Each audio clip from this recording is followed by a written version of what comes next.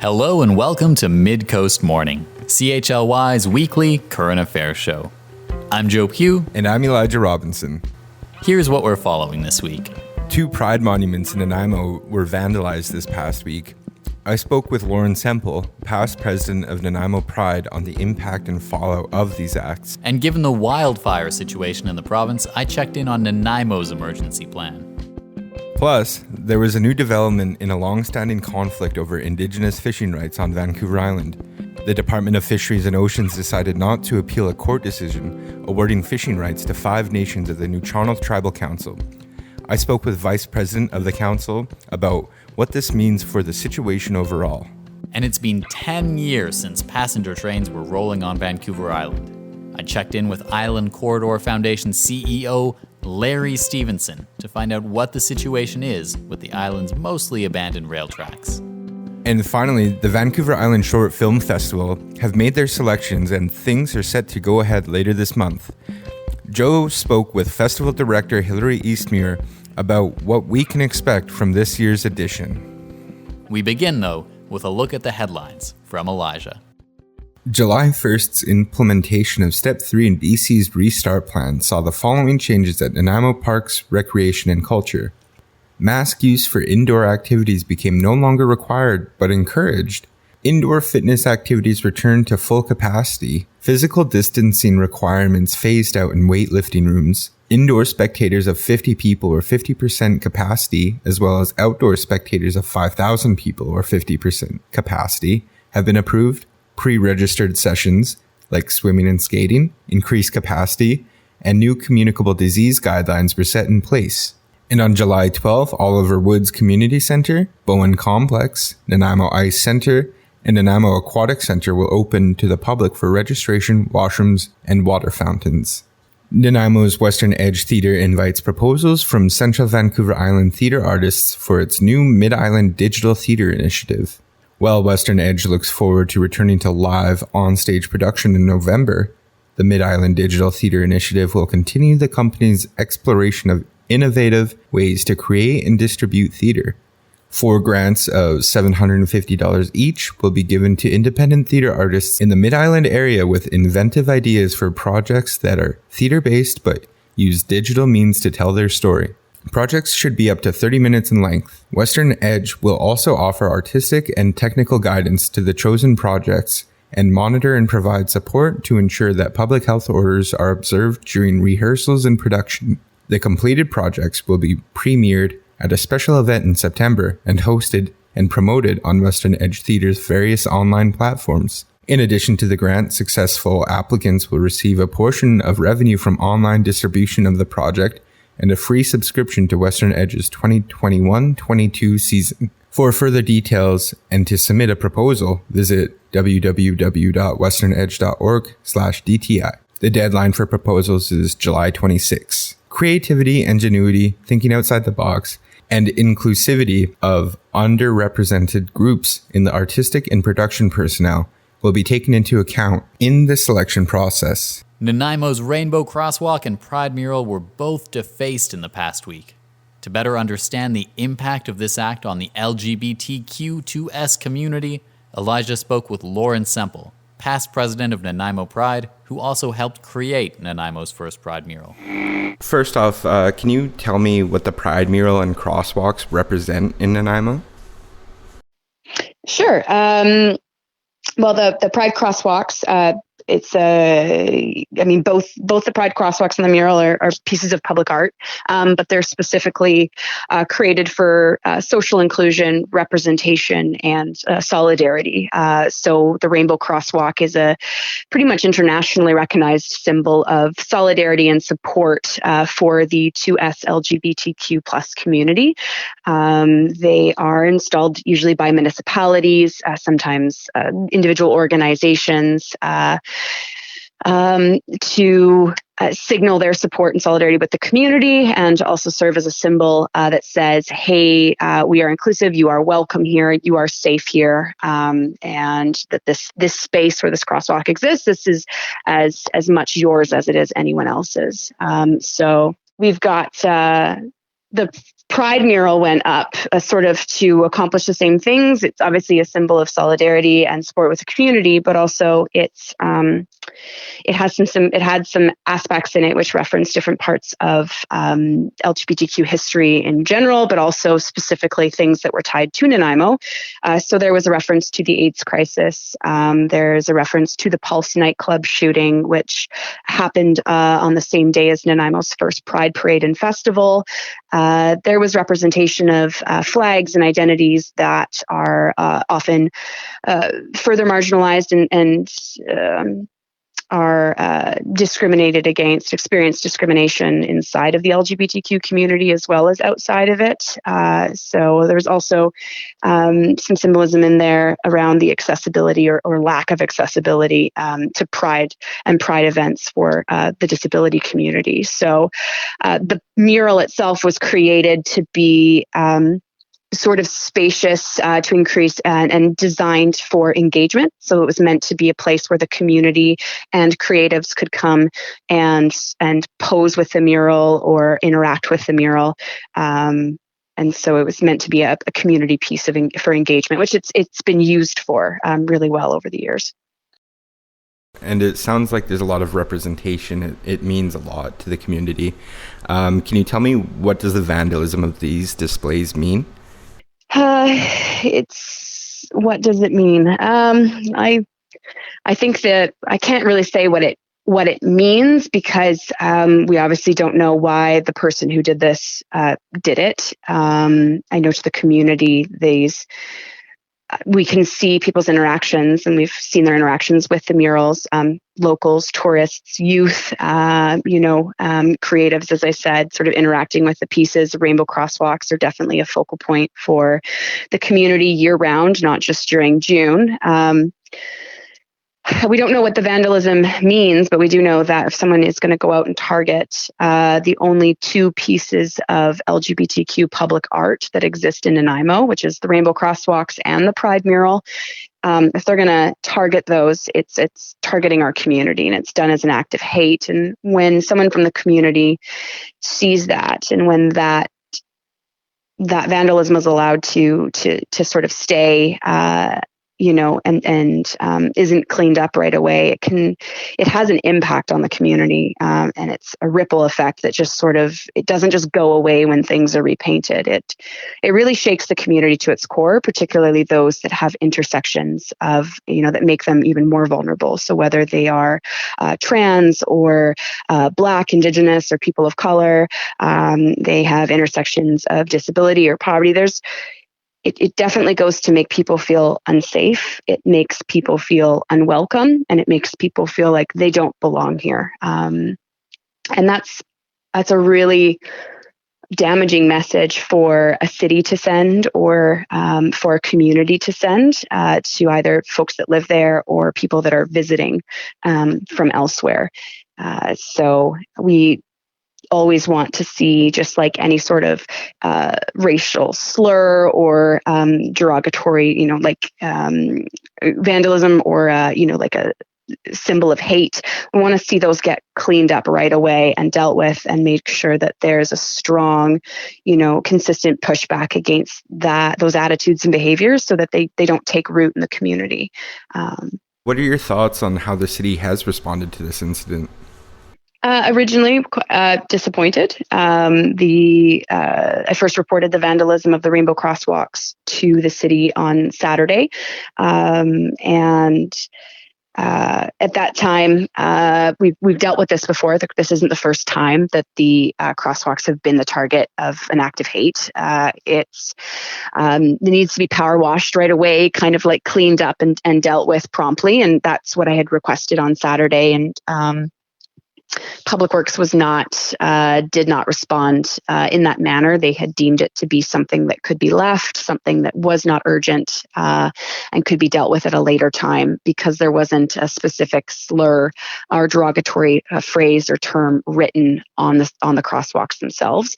What we've found out since then is there's apparently a policy which determines which vandalism gets dealt with quicker rather than later, and that policy had not been updated to properly reflect that defacement of a rainbow crosswalk is essentially the same as spray painting a hate symbol on City Hall or scrawling, a discriminatory slur on a public building. And so that policy gap sort of is what resulted in the rainbow crosswalks going for 3 days before they were actually repaired. So there's obviously some work that needs to be done there so that city staff and our municipal leaders can have a greater understanding of what, a targeted act against these crosswalks means and what that the damage and impact that has on the community. Obviously, that's even further amplified by the fact that it wasn't just the crosswalks that got targeted, but also the Pride mural at the same time. And so definitely I'm looking forward to seeing policy updates from the city, which will reflect that and make sure that these things are cleaned up and dealt with faster in the future. And is there anything that allies can do to help educate ourselves and other people? In our last interview, you had mentioned that incidents like this is kind of halting progression and progress in the city in terms of keeping things safe. And there's still a lot of work to be done in Nanaimo and around the world. What can allies do? That's a loaded question. I think there's lots that allies can do. I think first and foremost is educating yourself on the LGBTQ2S community, what those identities are, how they may interact or be a part of our community, what unique considerations or needs those folks may have. And what I mean by that is things like, it's just as simple as learning to not assume someone's gender and to be open to using different pronouns and respecting someone's pronouns when you learn them. It could be learning about maybe why Pride is important and what the history of the Pride movement and the Pride protest, what that's rooted in. It could be doing some research on discriminatory policy, legislation, and systems that still exist in Canada, BC, and in Nanaimo today that actively discriminate against and exclude members of the 2S LGBTQ community. That understanding will really help provide like a foundation for why allies of LGBTQ people, why that allyship is so important. Something I always like to mention is that allyship isn't, being an ally, it's not a badge that you're given, that you wear. It's not a name that you give yourself. It's not a sort of a one-time designation. I'm an ally because I support people and that's it. Allyship is action. And so taking action in support of the community and in solidarity with the queer community is really the role of allies. And the most important and powerful thing that they can do is interrupt and step in when homophobic, transphobic acts are taking place, when those behaviors and comments and terms are being observed or witnessed. Allies have the power and in most cases, the safety to step in and say, hey, that's not okay. And interrupt those acts as they're having. And that's about, as an ally, using your privilege as someone who is straight or who is cisgender, where a queer or a trans person in that same scenario might not have that safety or that privilege to step in and say, hey, this isn't okay. It's also about looking at the built world around you and seeing where things, work really well for you, but might not work well for the 2S LGBT community, and offering feedback on that, such as looking at your workplace, public facilities, things around you and going, do we have an all-gender washroom? Do we have a universal washroom? Do we have signage that specifically references one gender or the other? Do we have access to the same sort of facilities and access to the same programming or education that other folks have?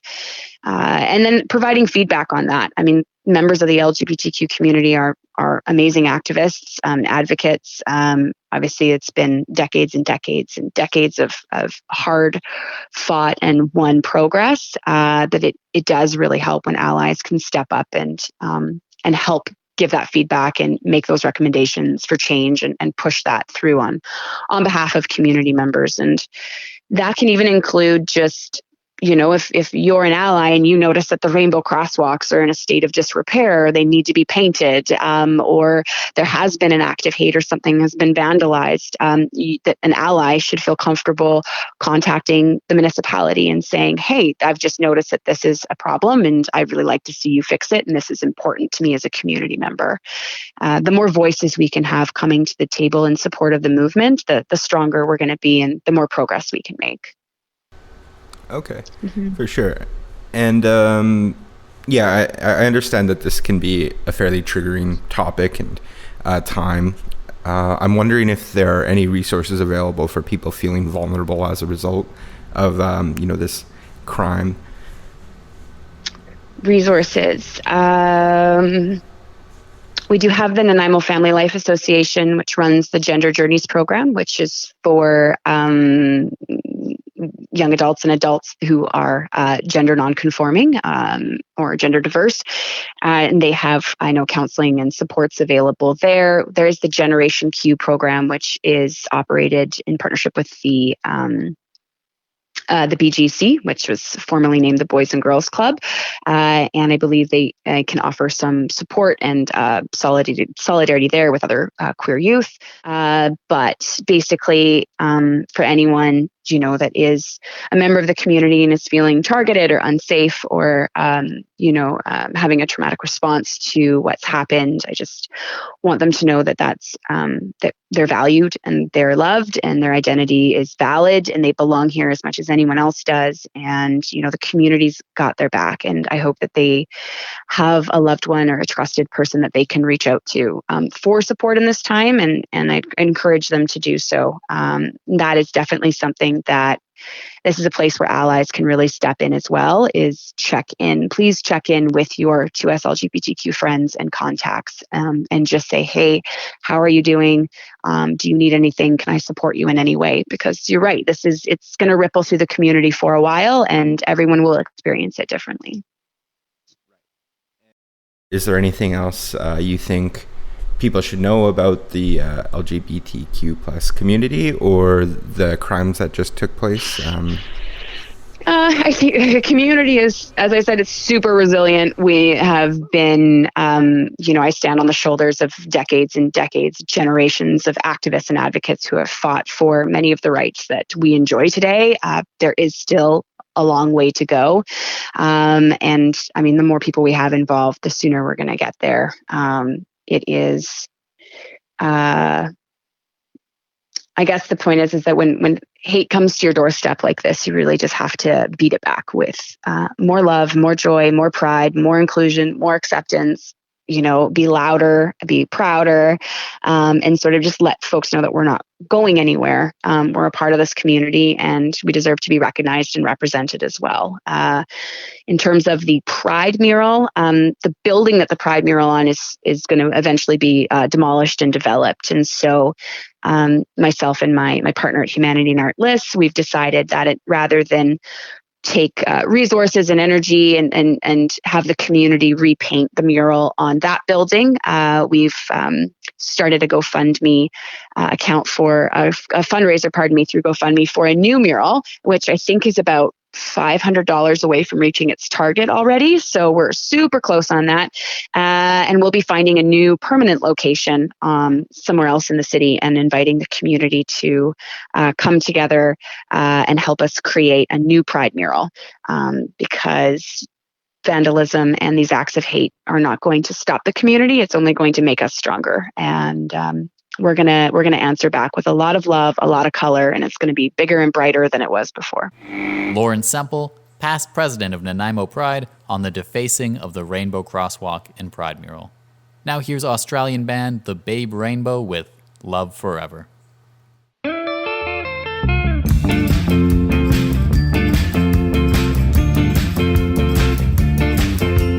Where'd you go with your medicine show? Are you outside of the law? Lose the invitation to yourself for a while, looking towards the new horizon. Love forever.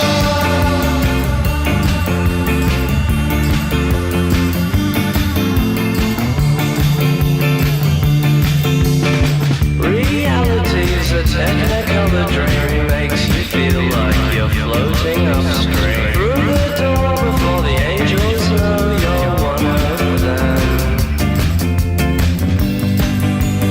Love forever.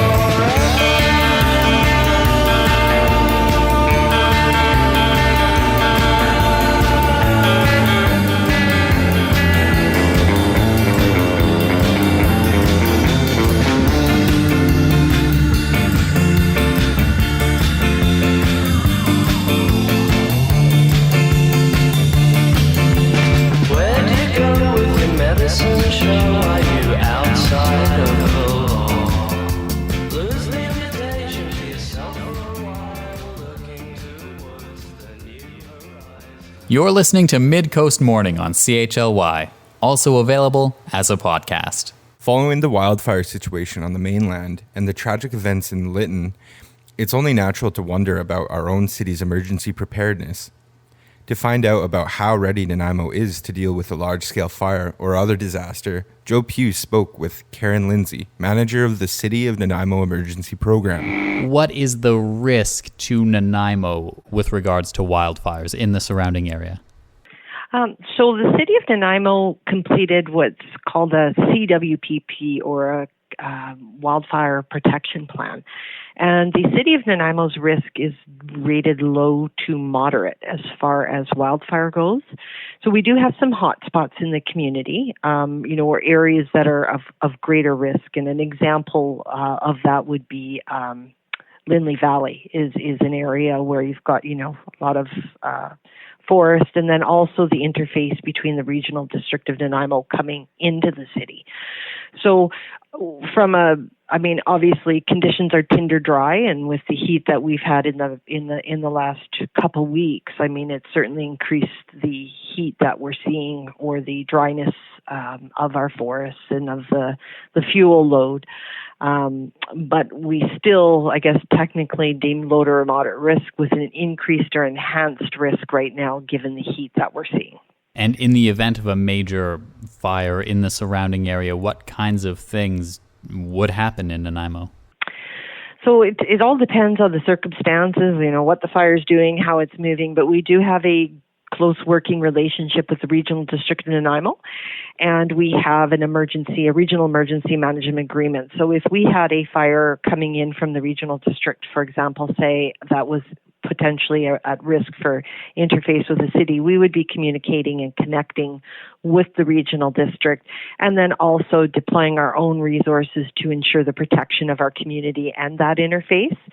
So obviously our fire department's involved. We'd have all the different departments involved in ensuring that we make every effort to ensure that we're protecting the community and the residents that we serve. And fires are top of everyone's mind with what's going on in the province. But are there perhaps other types of natural emergencies that maybe Nanaimo is more susceptible to right now that we should be thinking about? Well, I always say it always serves as a reminder for our residents to be prepared for any emergency. And actually my volunteer team, Emergency Support Services, is actually supporting the Lytton residents right now with registration online. So we've done this several times in helping other communities support themselves in when there is a fire or an incident occurring in their community. But we have a variety of risks that we can look at. So obviously we have a pandemic coming through the pandemic. So we look to residents to prepare for that. We have wildfire or fire risk. So whether that be structural or wildfire. So it could be an industry fire, could be a structural type fire. We also have earthquake as a high risk in all across BC, or mainly on the coast. And then also hazardous materials ranked very high on our list as well. So that could be a spill from a truck transporting dangerous goods, as an example. And typically what those types of incidents outside of, say, the pandemic often result in is potential for isolated evacuation. So certainly in Lytton, there was a whole community that had to isolate, but typically what you would see more is kind of more of a geographic evacuation, so certain pods or areas within the community that may have to evacuate due to the risk. And the City of Nanaimo has 4 designated reception centers, we call them, or centers for people to go to in the event that we evacuate them. And what are those centers? We have Nanaimo Aquatic Center, we have Bowen, we have Bebbin, and we have Oliver Woods. Now, Bebbin is currently being utilized for a vaccination center right now, so we would be looking at Bowen, Nanaimo Aquatic, or Oliver Woods. And a lot of this all depends, and it's very fluid. And I always say that, like, people think, oh, well, you just have to do this, so do A and then B happens and then C happens. But there's so many variables that can come in. So where is the fire? Which way is the wind blowing? Even when you look at evacuation planning, like, how do you get out? So if you always have to look for different ways out of your home and out of your neighborhood. And so depending upon where the risk is located, we would open up a reception center that is staffed with our emergency support services volunteers to support residents through the provision of information, getting them registered, and making sure that any supports that may be required are put into place. And is there anything you think people in Nanaimo should know about emergency response preparedness? Well, it's always something that I say is that we are a community of 100,000. So when you have a large-scale emergency, our focus is really on trying to manage the emergency. So we really want people to prepare for emergencies. And we even saw that, we call it with the run on the toilet paper as an example, is people panic and they become reactive. So we need people to get those kits, to have their water, have their critical documents, have all that information ready to go. And you can have a grab and go kit, and then you can also have an emergency kit for your home. And it's very, very important, because when we hear some of the stories coming out of these other communities of some of the common messaging that we're hearing is, I couldn't get anything, or I couldn't grab my documents, or I couldn't grab my pictures. So that's not uncommon. So the more that people can do can have those kits and that information all ready to go, it takes a bit of this. There's always going to be stress, and there's always going to be a lot of trauma that goes with these types of events, but it takes a little bit of that stress off the backs, because you do have some of that critical information that you need.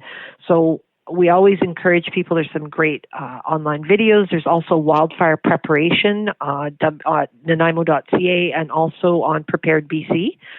There's actually a whole section right now on how to prepare for wildfire season and for wildfires should one happen in your community. All right. Thank you so very much for taking some time to speak with me about our city's emergency plan. Well, you're welcome. Thank you very much. Karen Lindsay, manager of the City of Nanaimo Emergency Program. An 18-year court battle appears to be at an end. The federal government has decided not to appeal a court ruling that affirmed commercial fishing rights for 5 nations in the Nuu-Chah-Nulth Tribal Council. Elijah spoke with Mariah Charelson, vice president of the Nuu-Chah-Nulth Tribal Council, to find out just how significant this decision is. This dispute regarding Indigenous fishing rights between the Department of Fisheries and Oceans of Canada, or DFO, and the Nuu-Chah-Nulth Tribal Council, or NTC, has a long and complex history. I was wondering if you can explain this dispute for those who might not know anything about the issue.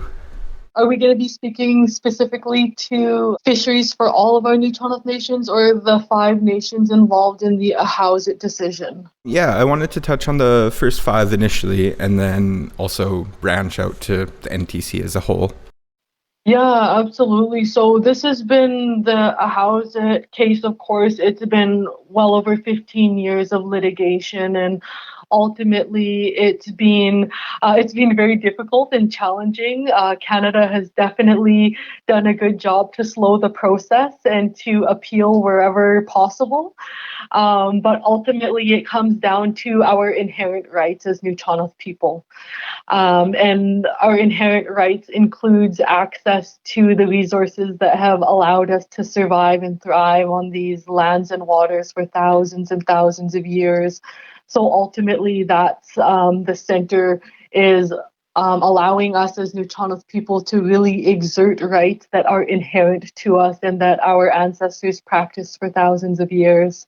And now, back in April, the Court of Appeal modified the trial judge's order to reflect an unjustified infringement of the rights of the Ahousaht, Hiitazit, Heshkwit, Moachit, and Tloquit First Nations. At the end of June, the DFO decided not to appeal this decision. As a member of the Heshkwit Nation, what do these decisions mean to you, your community, and the other nations affected? Yeah, so Canada's decision not to appeal is finally, I think, breathing life into this new relationship that we've continuously heard about through talks of words like reconciliation and understanding that in the last BC Court of Appeal decision that the judge did, in fact, state that our rights have been infringed upon. And for Canada to kind of sit back and say, okay, we have infringed on your rights, and that we're going to accept this decision and we're not going to appeal it. To me, that's a sign of moving forward in the right direction towards the ultimate goal, which is allowing our Nuu-Chah-Nulth people to continue to exert a right that has kept us alive for such a long time. I'm glad you brought it up, the topic of reconciliation. What does this decision mean in terms of reconciliation? I think in terms of reconciliation, it means that we can actually start. It's been over 15 years of litigation, millions and millions of dollars spent by the Canadian government to really try and restrict our rights as human beings. And finally, putting a stop to the litigation, it really does breathe life into that new relationship and just allowing us to be at the table and get our fishermen back on the water. That's what it's all about, is ensuring that our people continue to practice the rights that are inherent to us. And we all know how valuable the ocean is to us. One of our late Heshkwit elders, Alice Paul, is famous for quoting, "The ocean is our garden." So it really is our garden. And the way Canada has decided to gatekeep access to our resources, I have seen as an act of continued colonization. And when Canada finally decided not to appeal, I thought, wow, this is an important and historic day, because maybe, just maybe, Canada is finally getting their hand on what reconciliation really does look like. And the Court of Appeal emphasized that mandatory and compensatory orders remain available if Canada does not act diligently to remedy the problems. Aside from their decision not to appeal, do you know if the DFO is working on remedying these problems? So there is lots of problems that still need to be worked out, specifically in regards to allocation. We know that we want all of the policies to reflect what has been stated time and time again, that our fisheries is a priority and that we do not deserve to have limitations on these rights that are inherent to us. And this has been an ongoing dispute for nearly 2 decades, as you mentioned. While this is a grand development for the 5 nations, what does it mean for the 9 other nations in the NTC and nations beyond that are still fighting for their rights? Yeah, that's a really good question. And of course, the Tribal Council, we represent 14 nations. Of those 14, 5 belong to the Nuu-Chah-Nulth Treaty. And within the Nuu-Chah-Nulth Treaty, there is actually a Me Too clause. And with that Me Too clause, it is essentially stating that, hey, we're Nuu-Chah-Nulth too. We have a sacred relationship to the ocean and its resources, just as all Nuu-Chah-Nulth members do. And the rights that have been proven time and time in the highest courts in Canada for these 5 nations, that they should very well be implemented to all Nuu-Chah-Nulth nations, because our relationship is no different with the ocean. We all have that existing relationship with the ocean and the resources. Also beyond beyond the Monmouth Nations is we had actually deliberately included that in our press release after we had heard that Canada was not going to appeal the decision, that we want to see DFO working with our other nations as well, who are not included in the Five Nations and who are not included with the Monmouth Treaty, because as I had mentioned, our relationship to the ocean and our inherent rights, they exist amongst all Nuu-Chah-Nulth people. So we really want to keep pushing that and keep pushing DFO to work with our nations, and so that our nations do not have to go back into litigation, so that they could use this decision as well as the Lac Lam's decision to say, hey, we have inherent rights. Let's begin real talk and real reconciliation by being at the table with you and making decisions along the way. This has been a fairly divisive topic, especially in Port Alberni, where I was born and raised. Are there any repercussions from fighting for these rights in court for so long? There's definitely repercussions. Unfortunately, we have to remember we live in a province where recently there has been a report, the In Plain Sight report, stating that there is systemic racism in every health sector in British Columbia. I think that systemic racism translates into society, not only our healthcare system.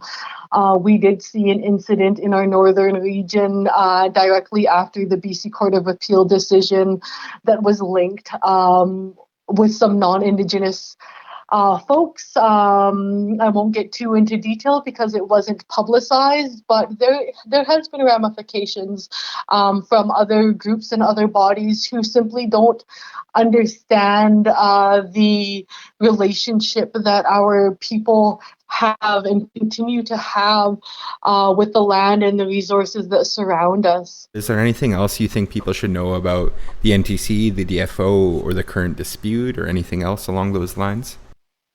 I think at the end of the day, when we talk about reconciliation, we can't forget that part of reconciliation is honoring the truth, knowing the truth.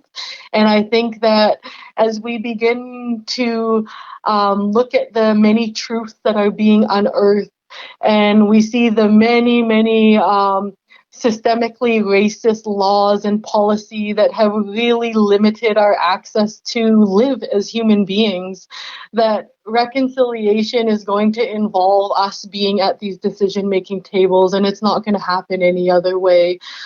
We have to be at the decision-making tables, and our rights must be upheld, and we'll continue pushing for that. We understand our relationship with the resources in our hahutli, in our territories, and we'll continue to fight for access to what has ultimately kept us alive for thousands and thousands of years.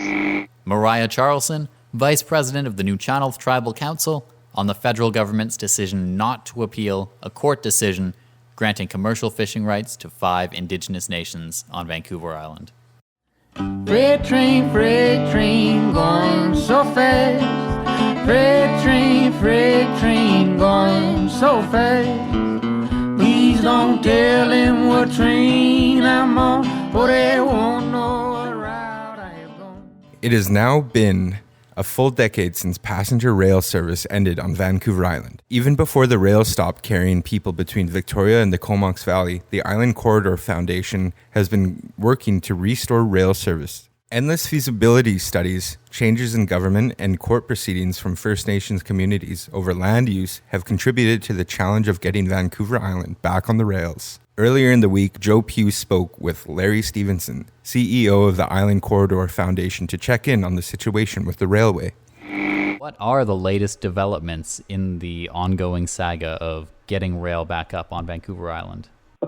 The ongoing saga? Sorry, Joe. It's just, I hear all the time about, how this just keeps going on, and it has been going on for a number of years. So I always laugh when I hear that. Yeah, has it been going on for a number of years? I mean, I know it's been 10 years since passenger service stopped. In terms of the day-to-day, on your end of things, is there a lot going on, or is it more waiting for something to happen? Well, no, there's been a lot happen. I mean, of course, last year with COVID-19, like every other organization, I mean, we were impacted as well. And, for us, pretty much what that meant is that we necessarily had to take a step back from public engagement, which is crucial to what we're trying to do. We are trying to develop the rail system. We are trying to get rail restarted on the island.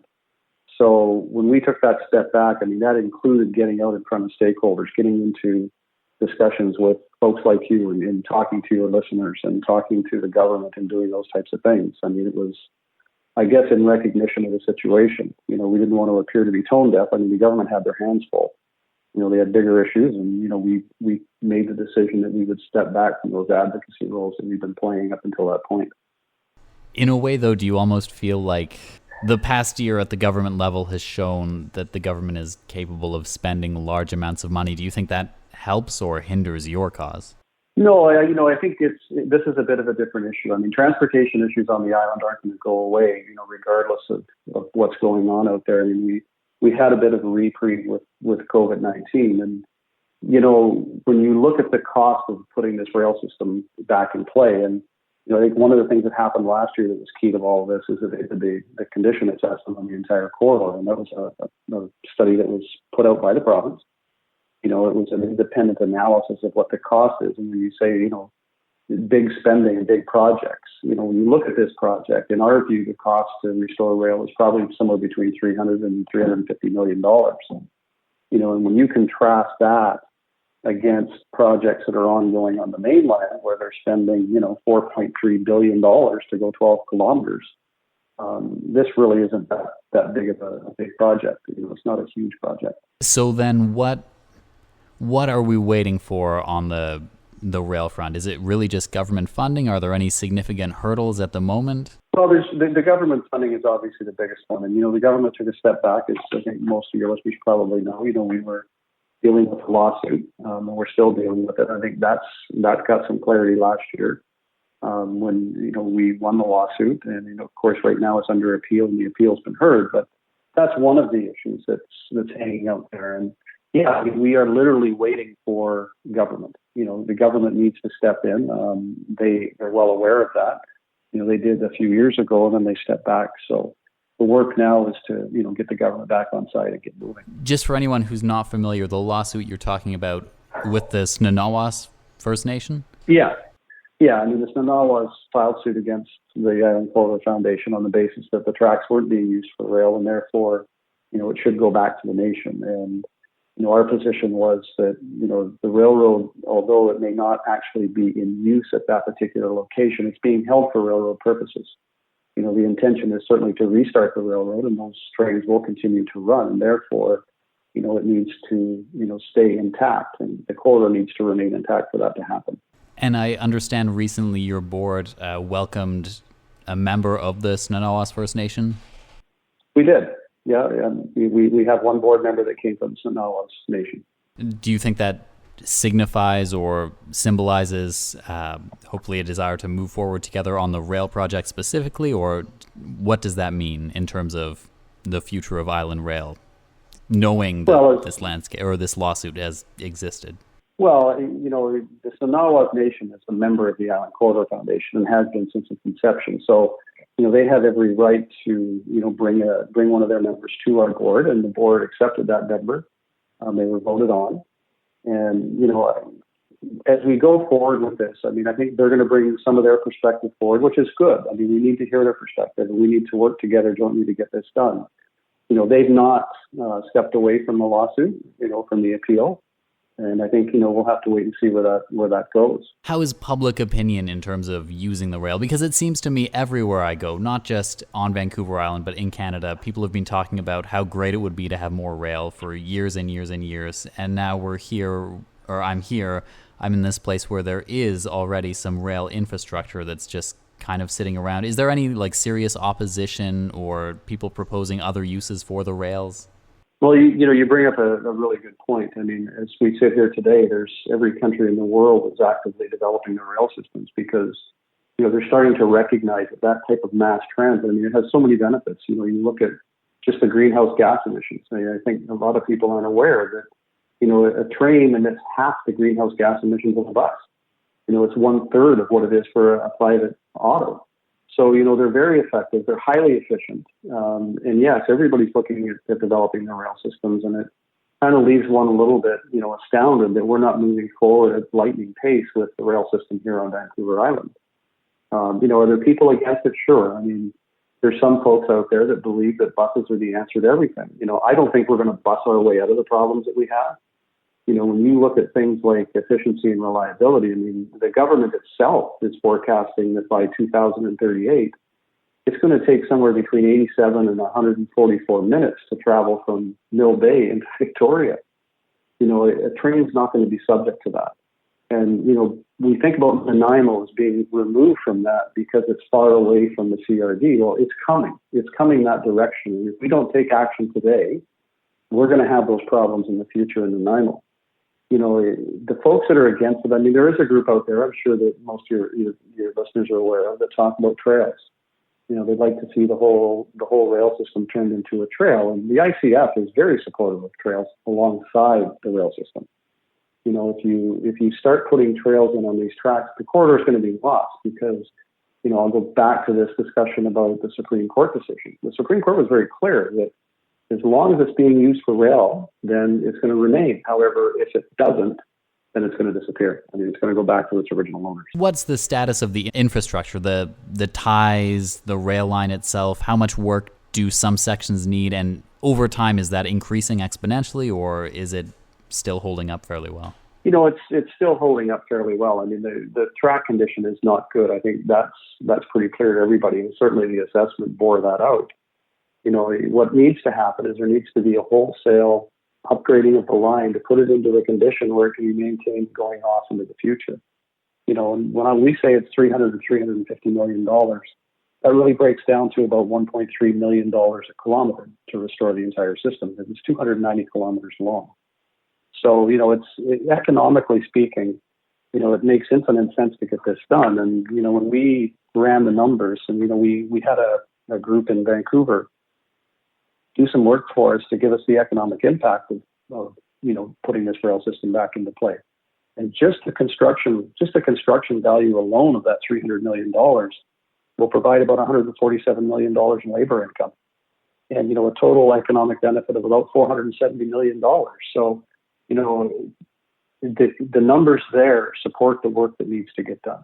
Okay, I know we've already touched on it a few times, but just to be crystal clear, the things that we're kind of waiting on for more to happen with the Island Railway are the resolution of the appeal of the lawsuit and then just getting government funding to go ahead with it, correct? Yeah, I mean, that's essentially it. And, keep in mind, we just had a change in government and we had a change at the ministry level. We have a new Minister of Transportation and Infrastructure in Rob Fleming. And, we've met with Mr. Fleming and, he's engaged, he's interested. This is a new portfolio for him. And, in our meeting, I think it was kind of an educational discussion. I think we kind of gave him a lot of information to consider.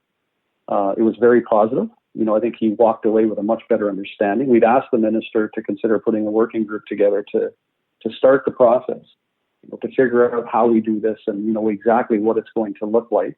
And, we're waiting his response. And is there anything else you'd like to say about the Island Corridor Foundation or Rail on Vancouver Island at the moment? Well, I think, it's key to remember that corridor, it's a vital transportation asset. I mean, and it's an asset that belongs to everybody on the island. And it should serve all of us. This has to be something that we work together on for the mutual benefit of everybody on this island, because there's a lot of social benefits, a lot of economic benefits that come into play, and certainly a lot of environmental benefits. And, I think getting rail restored on this island should be, a goal of the current government to move forward prior to the end of their current term. All right. Thank you very much for taking the time to speak with me. All right, Joe. Have a good day. Larry Stevenson, CEO of the Island Corridor Foundation, on the railway situation on Vancouver Island. You're listening to Mid-Coast Morning on CHLY 101.7 FM. The Vancouver Island Short Film Festival have made their selections and are getting ready for online screenings later this month. Our Joe Pugh welcomed festival director Hilary Eastmure to the studio earlier in the week to discuss what we can expect from this year's event. Hilary, thank you so much for coming on down to the studio. Thank you so much. I'm super excited to be here. Yeah, and so let's talk a bit about the festival. It's July 23rd, 24th, all online this year. There's 14 films, 5 of them from Vancouver Island filmmakers. I'm wondering, is there a bit of a theme to the festival, anything like that? Well, the theme this year is just amazing films. We're just really impressed by the lineup. Our selection committee did an excellent job of picking the films. We had 72 entries from all over the world, and this final lineup we have is just killer. And it's been a bit of a weird year across the globe, and so one would imagine that would have an impact on filmmaking. How did you see that reflected in the submissions you received this year? Yeah, that's a really interesting question. We were wondering if we would see films that were made during the COVID period. And in fact, we did. And a couple of the films actually do mention the pandemic situation. So it was really cool to see that theme reflected in this year's films. And of course, there's also films that were made and shot well before the COVID period happened. So it's a nice mix. In terms of 5 films from Vancouver Island filmmakers, is that a pretty typical number for the Vancouver Island Short Film Festival? That is actually a record for us, especially since we started accepting international submissions. We have in past years reserved at least 2 spots for films that were made locally. But this year, the quality of the films that we had that were submitted from local directors were just so great that they just naturally ended up in the top 14. So it's exciting to see that reflected. There's been some concern that, if we're accepting international submissions and potentially films with big budgets, the festival will just become very Hollywood, But we're not seeing that bear out. In fact, what we're seeing is that the local film industry is growing and improving. And just the quality of the filmmaking here is now, as good as anything being made anywhere in the world. So it's exciting to see that bear out this year. Is there a bit of a slant in terms of drama, documentary, or all of those kind of films represented any more than others? We have, I would say, more dramas, but we also have 3 documentaries this year, 2 animated films, one that includes some really cool puppeteering. We have some magical realist fantasy in there, a couple comedies. So it's a really diverse mix. And so we have 7 films that are showing on the Friday and 7 on the Saturday. And in both shows, there's comedy, documentary, animation, and drama. So you'll get a mix of both no matter what night you're able to watch live. And the cool thing about doing it online this year is that people will be able to tune in from anywhere. And we've made it really accessible so that the live stream will be free to watch. You can just click the link and watch the live show totally for free. And then if you want to swing us a few dollars for a donation after the fact, that would be hugely appreciated so that we can put on an in-person festival next year. Or you can pay for a ticket by donation, whatever amount you want before the event. And then after the live streams, we'll send you the link to watch the films for 3 days following the live screening. So you can watch them anytime you want in the next 3 days. And how do people find that link? What is the thing to Google or the URL to head to? Yeah, so the best place to go is just directly to our website, which is visff.com. And there you will find a live link to grab tickets. You'll see the program as well as a little synopsis and information about the director of each of the films. And we'll have all the details there. You can also find us on Facebook. We've got a couple of event pages going for the events. So check out the Vancouver Island Short Film Festival. Click the events link there and, click going, and then you'll get all the updates that you need before the event. And countdown is on. It's less than 3 weeks away now. Yeah, and by the time our conversation goes out there, probably only 2, maybe even 1. That's really exciting. Is there a prize for the winner? What kind of? Yeah, so we have an awards ceremony, which is happening on the Saturday following the screening. We have a judging committee who is going to be selecting the best films in a couple of different categories, like best music, best cinematography, screenplay. This year, for the first time ever, we're giving away a Best Local Film Award. So that'll be selected from among the 5 local films. And then, of course, the Best Film Award. And we will be figuring out a way for people to vote on the People's Choice. So that's always a coveted award. And our awards, I don't know if you've seen them, but they're like a little VHS creature called the Goldie, designed by artist Brendan Tang. They're very cool awards, and we're looking forward to being able to give those away this year. And if people are curious, but maybe they don't want to wait till July 23rd, 24th, maybe they want to check out some films from past years, is there an easy way to do that? Yeah, if you scope at our website, you can see an archive of the films that we've shown in the past. And if the films are available to watch online now, there will be a hot link to do that. And otherwise, I would recommend watching the trailer for this year because you'll get a sneak peek at clips from all 14 films. It's a really exciting show, and the diversity is cool. We have films from Canada, the US, Mexico, Iran, Japan, and China. So you'll get a little bit of a taste of everything. And I know, we've been hungering for travel this past little bit, and this is a way to travel for free to all of these different countries and, see the world through the eyes of these filmmakers. Very exciting stuff. Hilary Eastmure, thank you so much for coming on into the studio. Yeah, thank you so much. And we really hope people will come out to the live screenings to support our local film community and, keep things going for us so that we can gather and celebrate in person next year and, eat popcorn and eat pizza and do all those fun things that we love to do at our in-person festival. Here's to that. Hilary Eastmure, director of the Vancouver Island Short Film Festival, joining me in studio to talk about this year's event, which takes place on July 23rd and 24th. And that's our show for today. Thank you for listening. Midcoast Morning is hosted and produced by Joe Pugh and Elijah Robinson. Thank you to Jesse Woodward and Arby Frew for production assistance. Our theme music is Good Company from Nanaimo band Venice. Thank you so much for listening.